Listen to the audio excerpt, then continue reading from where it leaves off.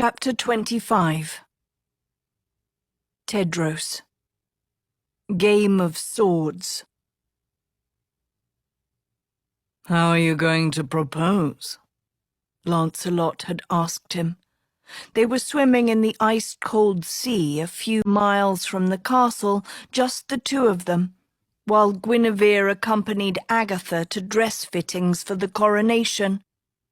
It had only been a few days since they'd all come to Camelot from the School for Good and Evil.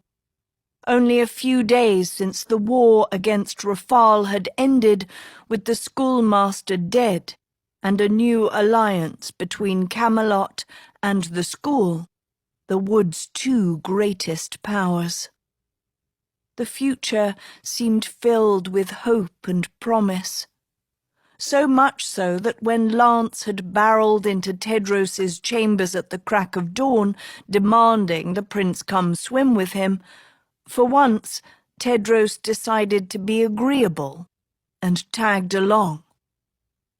"Well?" Lancelot pressed. Now that they were deep in frigid waters, the winter sun doing nothing to warm them. "If you're going to ask her to marry you, you better have a plan."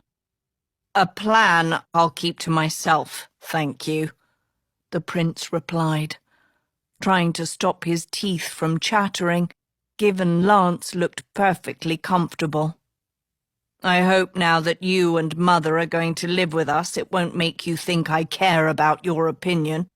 You're not my father, and you never will be." Lancelot grinned a dirty smile. "Haven't thought about how you're going to do it, have you?" Tedros glanced at the wild-maned brute with a hairy chest, all leathered and brawny, where the prince was smooth and lean, his skin pinking at every stab of cold. "What do you care? You never asked my mother to marry you." "Your mother had the choice to marry me, but chose Arthur instead. In the end, it wasn't what she was looking for," Lancelot replied. "So we had to find something else to call what Gwen and I have." "Like what?" "Love." Tedros looked at him. "That's why it matters how you propose," said the knight. "Because if it's marriage you're trying to get her to agree to, well, then that's easy enough. Any king can make an offer a girl can't refuse. The pull of duty and honor, the promise of riches and fame, the carving of a name into history. It's why Gwen couldn't say no to your father, and why any girl won't say no to you. But if it's love you're offering, love bigger than marriage, love that will last forever, well, that's a very different proposal indeed. Because a girl can only say yes to that once, like your mother did to me." Tedros took this in, so lost in his thoughts that he didn't see Lancelot's big, meaty hand reach up behind him and dunk his head into the sea. "Why are you such an ass?" Tedros spewed, spitting salty water. "Someone needs to teach the cub how to be a lion, don't he?" Lance chuckled. By the time they swam back to shore, Tedros had scrapped his original plan for asking Agatha to marry him. Soon, a new proposal brewed in his heart, one that he didn't second-guess. He didn't share it with anyone, not Lance, not Merlin, not his mother, not a soul, until his princess, on the day he chose. Since that day, neither he nor Agatha had spoken of it to each other or anyone else. What had happened was too sacred, too private to live outside their own hearts. It's why when Tedros watched that fourth Agatha lie about the proposal, telling a version that resembled nothing of the truth. He'd felt so offended, so violated, that his mother had known he would confuse her for a snake. "Tedros?" His mother's voice spoke. He opened his eyes to a wet, glacial darkness, as if he was trapped deep under the sea. "Tedros?" The voice spoke again. Not his mother. Someone else. A body climbed on top of him, light but bony, before thin, warm fingers touched his eyes, pulling away a cold veil. Sun blinded him, blotting out everything except his snow-dusted princess, panting softly, pink cheeks tinged blue, her cloak crusted with ice as if she'd been buried in it. More snow fell from the sky, filling Tedros's eyes where Agatha had just scraped it away. The prince turned his neck and saw heaps of snow blocking his view, as if he, too, had been buried before his princess dug him up. A short while ago, they'd been in the hot fog of the desert. Tan lines peeked from under his father's ring. Sand was caked to his chest and armpit, under his lace-up shirt, no defense against this cold. One thing was for sure, they weren't in Shazabar anymore. He looked at Agatha.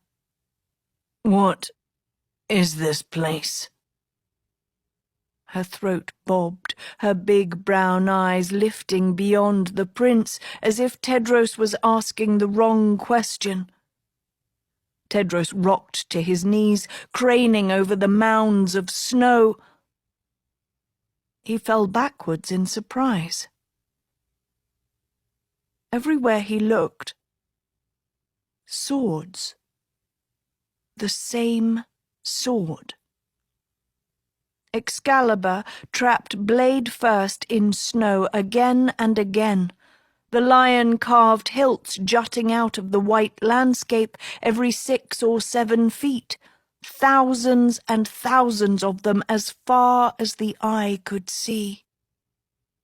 Tedros stumbled to his feet, lurching for the nearest one. He grabbed it. The sword crumbled to black dirt. He tried another one, another, all withered. Suddenly Tedros understood. That vision in the night sky, Arthur's prophecy of Excalibur hidden for him or the snake to find. It was here. The third test had begun. "Where is it?" said Tedros, yanking more and more swords, his shirt and breeches spattering with dirt. "Where's the real one?" But Agatha was gazing out at sunlit snow, as if these too were the wrong questions. She looked back at her prince. "Where's Sophie?" she asked. Silence hung between them.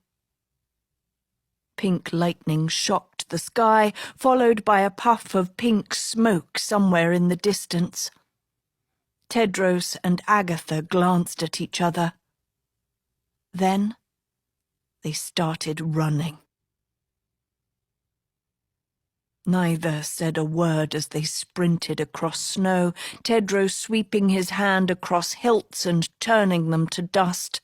He knew in his heart that the final test couldn't be won by luck, but still he touched as many as he could, watching swords vanish as he tried to keep up with his princess, who was heading straight for where they'd seen the pink smoke. He heard Agatha holding her breath, which reminded Tedros to keep breathing, even if every breath brought with it thoughts of Rafal and Japheth and Arik, and how Tedros had played the part of the last. The prince willing to kiss his own enemy to send him to hell, only to kill someone else instead. My mother. I killed my mother. He buried his guilt and anguish, holding on to the peace in Guinevere's face as she let him go. Lance is waiting for me. It was what his mother wanted, to be reunited with her knight. But not before protecting her son, not before sacrificing herself to get him to the last test. To Excalibur. The Lion's Grail, his father had called it, the sword that once rejected Tedros as king, the sword he now had to find and claim. Not that he had the faintest clue how. He couldn't possibly touch every imposter blade in sight, nor did he know how far this game board of Excalibur's would go on, or whether the snake had a better plan to win, or where the snake even was. Or where I am, Tedros reminded himself, still flummoxed by the terrain. The frost plains, maybe? But the snow was too soft, the land too rugged. He considered other options, Maidenvale, Altazara, even Netherwood, but there was nothing to orient him, no town or castle or sea or something that might clue him to where they were.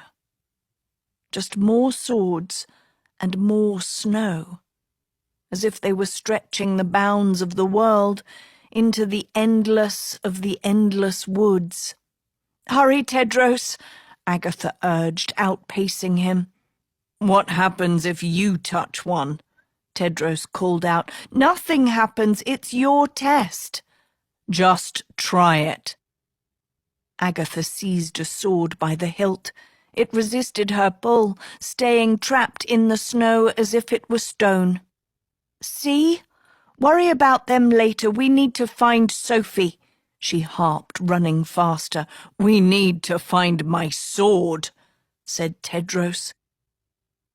But unless the real sword glowed like a beacon, or sent up a flare, or sang to him like a siren, this hunt would take a very long time. And what if I do find it somehow? Excalibur rejected me as king. Will it reject me again?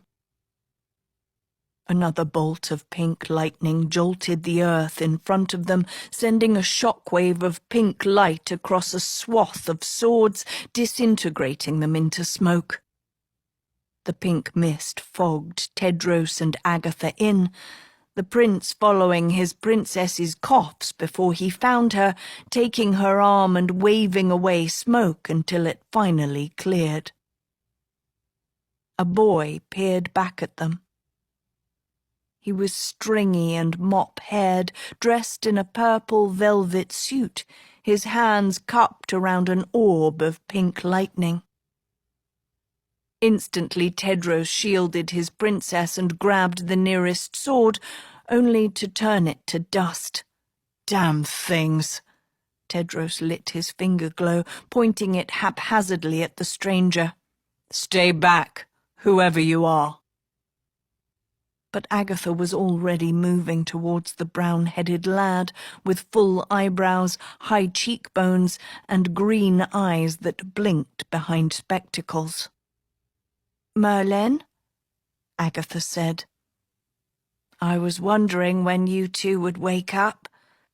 The young wizard spoke with a sing-song tone before casting the ball of lightning and clearing more swords. Tedros goggled. "But you're tall." "That's the Tedros I remember. I'm finally past the age of wetting the bed and calling you Titi, and the first thing you talk about is height," said the boy. "Maybe it's because most princes the historian writes about are tall and you are not." Tedros looked like he'd been slapped. "Oh, Merlin, we missed you," Agatha breathed, hugging him. "I'm still the same boy who thought you were my mama, just capable of full sentences now." The young wizard chuckled, smoothing his purple suit. "First night was terrible. A 6-year-old on his own, I was scared out of my wits.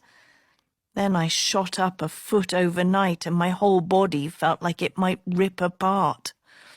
Kept trying to wake you, but the magic that dropped us here affected you both more than me. After a while I was just plain bored waiting for you to get up. Tried to use the time to recover my own magic. Only figured out this sword-clearing spell just now. Puberty will probably start tomorrow. Ugh, I don't remember loving it the first time. At least it will only last a few days instead of a few years." Tedros was still gawking at him. "But how did you—" "Hester's potion," Agatha realized, her hand in her coat. "Where is it?" Merlin's blue hat flounced up from the snow, raggedy and dented, and belched out the vial from its mouth. "Nicked it off you and took it each day on schedule. You missed the worst of it. At 8 I had a bout of chickenpox and spent most of the day mummified in snow to stop from itching. At 9 I rebelled against my hat's ruthless insistence I eat vegetables and nearly beat the thing to death. Then at 10 all my baby teeth fell out," said the wizard, pointing at a pile of white shells in the snow. "Tomorrow I'll officially be a teenager. Bet Hat's excited about that." Merlin's cap made a loud fart noise. Agatha blanched. "So that means we've been asleep for 6 days, 8 hours and 23 minutes, the boy wizard chimed. 6 days, said Agatha. "Wait, if you're almost 13, surely you remember your old life now," Tedros jumped in. "You can tell us why my father made the tournament. You can help me win the 3rd test. You can fix everything." "I'm 12, Tedros. I can barely concentrate on anything other than growing pains, how badly I need a bath, and the first pimple I got an hour ago, which magic won't make go away," said Merlin, puffing at his hair. "I remember most of my old life before I turned into a baby, along with my usual command of language, thank heavens, because if I had to speak in the stunted gargles of an adolescent, I'd gag myself with my hat. And yet, my command of magic is juvenile, my best spells erased from my memory. Maybe with each day I'll remember more, but who knows? And no, I don't have a clue where the real Excalibur is or how to find it or what your father was up to when he made this tournament. Because as far as I can remember, he kept the details secret from me. I don't know much of anything about his tests at all, other than that your enemy seems to be struggling as much as you are." Tedros followed the boy's gaze to the blinding glare of sun. The prince shielded his eyes and made out gold letters where he hadn't seen them before. They were small and far away, as if he and his princess were on another planet, Lion's Mane's words faint against the sky. "Your king has returned to Camelot, only to find Excalibur missing and hidden in the woods. King Arthur's final test. Help me find it. Help the lion win, so that Excalibur takes the head of Tedros the snake. All of you are my eagle now. He who finds the real sword shall be rewarded." Message has been up for 5 days, so clearly no one's found it, said Merlin. Japheth's at Camelot, Agatha asked. Must have been dropped there then. Wait, so he gets dropped at Camelot, Rafal's son, at my castle by my dad? Tedros growled. And we get dropped in a middle-of-nowhere snow hole. Not exactly nowhere, said Merlin. He flicked his fingers and magically swelled the snow beneath his and Agatha's feet, raising the mound higher and higher, until the wizard and princess were 50 feet above ground. What about me? Tedros shouted below. Oops, said the young wizard, flicking fingers quickly. The snow ruptured under Tedros's feet, sending him plummeting 10 feet into ice. Merlin! Still rusty, Merlin called with a wink at Agatha before springing Tedros up on a spout of snow. This is pointless. I just see more swords, wet Tedros groused, glaring into endless white. Only it wasn't endless, he realized now. In the distance he could see a house on a hill, a small farm cottage breaking up the sweep of snow. The same farmhouse where he and his princess once came to hide from the same schoolmaster whose son threatened them now. Agatha, he rasped. But she was looking upwards, straight into the grey sky, which, upon closer inspection, had a flat, undulating sheen, as if it was a glass wall, hiding waves of water behind it. Not just water. Hiding something else, too. A face. Spying on them from behind the sky before it vanished back into the lake from which it came. Always summer here when the lady was in good spirits, said Merlin. Her mood has changed, it seems. But why are we here? Tedros asked Merlin. Why would Dad drop us in Avalon and Japheth at the castle? Who's to say it was your dad and not you who decided that we be dropped here? Said Merlin, cocking a brow, suddenly looking like the wizard Tedros knew, despite his 12-year-old form. Japheth would have wished to return to the castle where he could seek the people's help to win the last test. Maybe deep down you knew coming here would be your best chance to find the sword. Tedros crossed his arms. Doesn't make sense. Why would I come to the Lady of the Lake? What does she have to do with His eyes widened. Merlin grinned crookedly. Everything to do with it, Titi. She did make it, after all. The prince swallowed. We have to talk to her, don't we? You need to talk to her, said the wizard boy. Can't remember the specifics, but I have the vague feeling she hates me. Old me, I mean. While you were gone, she tried to kill me, said Tedros. Maybe Agatha then? The wizard murmured. They turned to the girl between them. She was still looking into the sky. So let me get this straight, Agatha spoke finally. Japheth wished to return to Camelot. Tedros wished to come to Avalon.